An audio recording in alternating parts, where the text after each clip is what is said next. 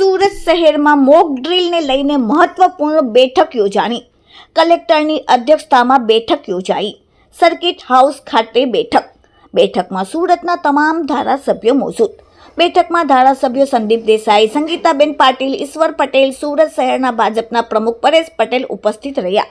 તો સાથે સુરત મેયર દક્ષેશ મેવાણી, સુરતના લોકસભા સાંસદ Mukesh Dalal, Surat collector Saurabh Patel, DDO Shivani Goyal, disaster management અધિકારીઓ મોજૂદ રહ્યા.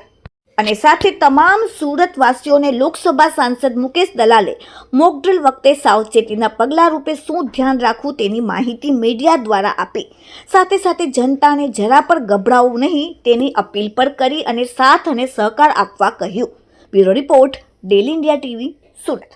માનનીય મેયર શ્રી દક્ષેશભાઈ માવાણી, જેમ કે સરકાર દ્વારા જે પૂર્વ નિર્દેશિત જે યોજના બનાવવામાં આવી છે તે મુજબ આજે સાંજે 4 વાગે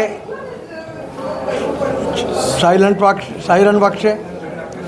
એ સાયરન 2 મિનિટ માટે વાગશે. તેવી જ રીતે સાંજે 7થી 7:30થી 8 એ દરમિયાનમાં સંપૂર્ણ બ્લેકઆઉટની યોજના બનાવવામાં આવી છે. આ જે યોજના છે તેમાં સૌ નાગરિકોને વિનંતી છે કે પોતાના ઘરની ટ્યુબલાઇટ બંધ રાખે.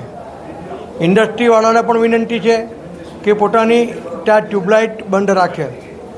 આંતરિક જે સંસાધનો છે, ટીવી, ફ્રીજ વગેરે ભલે ચાલુ રહેતા. પ્રજાને વિનંતી છે કે શક્ય હોય ત્યાં સુધી જો જરૂરત નહીં હોય તો 7:30થી 8 દરમિયાનમાં ઘરની બહાર નહીં નીકળે. લોકોએ જરાક પણ વ્યથિત કે વિચલિત થવાની જરૂર નથી. આ માત્ર એક સરકારના યોજનાના ભાગરૂપ છે. કશું પણ પેનિક કરવાની જરૂર નથી કે કોઈ પણ પ્રકારની અફવાઓથી મિસગાઈડ થવાની જરૂર નથી. ભારત દેશ સંપૂર્ણ રીતે સજ્જ છે કોઈપણ ચુનૌતીને, કોઈપણ પડકારને મળવા માટે. આ માત્ર સરકારી કાર્યક્રમ છે, જે યોજના છે એના એક ભાગરૂપ છે.